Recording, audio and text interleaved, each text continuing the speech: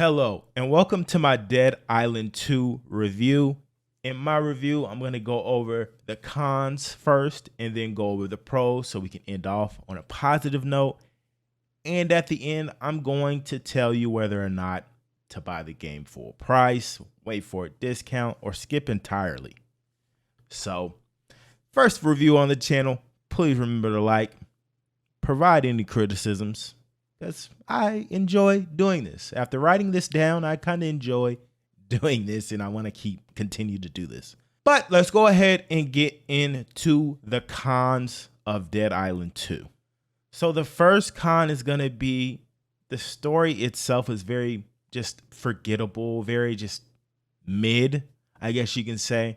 Wasn't great, wasn't bad. It's just the middle of the line, very predictable. Zombie survival horror game. You know, you get bitten. One of the 6 characters that you pick gets bitten. They're immune. They're on a journey to give their blood to find a cure for the world. And along the way, you know, there's trials and tribulations, a lot of twists and turns without spoiling too much. That is the meat and potatoes. Everything was kind of predictable. Besides the ending, you know, in these games, there's things that happen at the end that you kind of expect. You know, do I go to this side or that side? But there was a little twist that I knew was going to happen, but I just wasn't expecting it from the person that it happened from. So I guess kudos in that sense. But other than that, man, that story, I won't remember that. I won't remember this story. So next, the game introduced 2 new characters early game that I was just wondering, like, where are these people coming from, right? And the reason that this is a con and it kind of like bothered me is because, like, we're all in this house together, and I mean Andrea, Michael, I all know why they're in the house. They're connected to Emma, the house owner. But then I have Sam come in and I'm just like, you know, he's got these gold chains on and he's so happy. Like, where is this guy from? What is the relation between him and Emma? It almost seems like maybe they were dating or something. I don't know for sure. But yeah, it kind of just felt like I was supposed to know Sam. Maybe he was in Dead Island 1 or what is it, Riptide? But I don't know. I don't know anything about Sam, and you see Sam a lot during the story. Carlos, he just ended up being the trader, you know, you go and buy supplies from. So it wasn't too big of a deal with Carlos because he's kind of like out of the way, but still I was just like, why are these 2 random dudes just pulling up and they're just in the same vicinity as me? Like that, I don't know. I didn't get it, didn't like it. Would have liked to know, you know, more about each character, but it is what it is. Next, the combat itself had really no depth at all. And don't take that the wrong way. I kind of knew what I was getting myself into when I bought this game. Smash zombies in the face with whatever you can find. Some are going to be more quicker attacks. Some are going to be heavier. All of that I understood, but man, like, it just felt kind of repetitive. It felt like I had saw most of the combat within the first hour. Like there was not going to be any huge changes in the combat after that first hour. And not to spoil anything, but I after it, I kind of feel that same way, right? The combat didn't change too much by the end of the game. So I do have to, you know, put that as a con because that could be the reason people put the game down. So that's going to be the next con. So my last con will actually be the side quest. While you did get good loot, at least from the ones that I did do, you did get some good loot, but they were just all fetch missions. Go here, get this, bring it back, and defend the horde. And I was just like, you know what? I'm kind of already doing that in the main story. I'm not going to add any extra time on to this game. I'm enjoying smashing zombies in the head. But, you know, The side quests are basically just main missions, for some loot. So I just kind of skipped the side quest after a few. So gotta dock them for that. Side quest, just fetch missions. Not good. Now moving on to the pros, the positives, the things that I liked about this game. So the first pro is gonna be smashing zombies in the head it was fun. It was just so fun. And not even just smashing them in the head. Man, doing the perfect dodge, which was OP, and getting, a skull crushing animation. Very cool. Slicing people up limb from limb, stabbing them, just whatever you could think of. I enjoyed doing it to those zombies, or at least what the game allowed me to do. I enjoyed it. So that's why I picked up the game. It's just for mindless fun in zombie smashing. So got to give them one for that. My next pro is going to be that going into the game, I actually thought the game would be very clunky, right? Because I love Dying Light 2, love the parkour, love the movement, just love traversing the environment, the ropes, the grapples, all that Dying Light has to offer.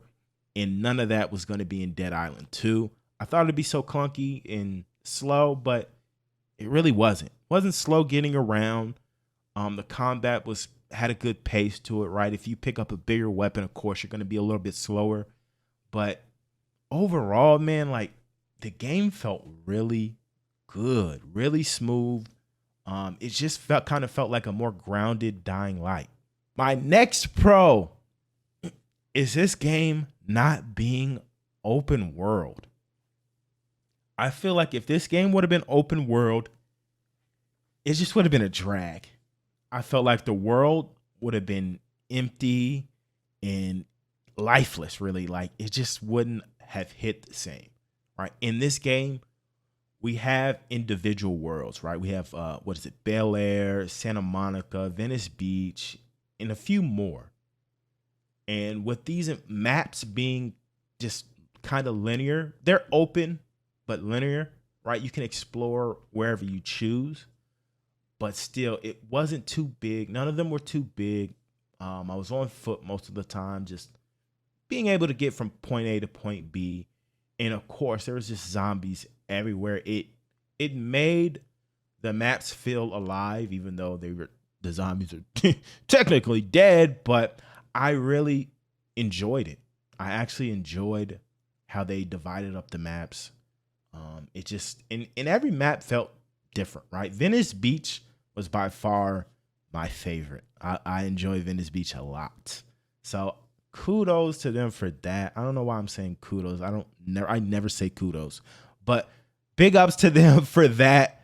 And just getting away from open world. We need to get away from open world games. And my next pro is going to be the skills/card system. It was just kind of fun to mix and match things. Turn in, I had a card on for pretty much most of the game that made my the drop kick very OP. And also I had something that would increase the damage of my dodge, my counter dodge attack. So there is some ways to really make yourself OP. And there was also later on in the game, you got introduced to cards that had positives and negatives, especially with the Fury mode. So I like to kind of put those cards in to kind of add some, just a challenge to the game in a way, right? There was this one card where if you're in Fury past, the set time, you'll start taking health damage, right? I just kind of like doing little things like that just to try to change up the gameplay because, again, combat itself, story, just kind of blah, not a lot of depth. So I tried making some myself. So I actually enjoyed the card system/skill system. And my last pro is the story was short. The story was very short, man. I got this game on launch night at 11 Eastern. I was playing, and when I got off at around 3 or 4, I was about 12-13% done of the main story. So the fact that this story wasn't groundbreaking or even just something new, The fact that it was actually just short, we kind of got through it within, I don't even know, maybe about like 12 to 13 hours. Bonus.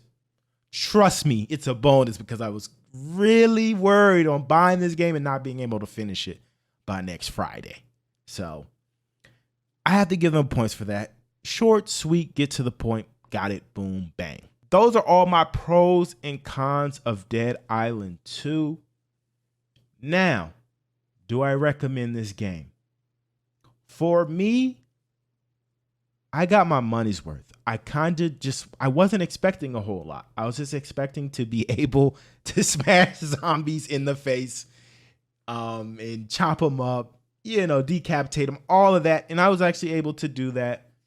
I didn't look too much into it. I think the game not being open world was a shock to some people and actually maybe a downer. But again, it was a positive for me. So man, this was an enjoyable experience. It wasn't anything groundbreaking or anything that moved this genre forward, but I enjoyed it. I had fun playing it for the time that I had fun playing it.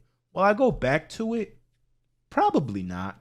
Like, I enjoyed Dying Light 2 and Dying Light 1 far more than Dead Island 2. And the DLC packs for those can't bring me back to those games. So I'm for sure not going to pick this game up again. So with that being said, do I suggest you get this for $60? No, not even if you're looking for mindless fun. If you wait a month, this game is going to be standard $40. It's going to go down to $40. I can see it now. So at $40 and below, if you see it, you don't have anything to do, you want to add it to your backlog, etc., definitely pick it up. It's mindless fun. It's not a drag unless you do find the repetitive combat system kind of a drag.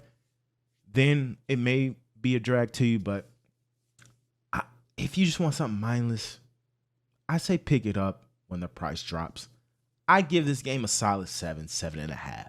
So this is my first review of a video game like ever. So again, all criticism is welcome. Please remember to like, and I'm out. I will see y'all in the next one. Peace.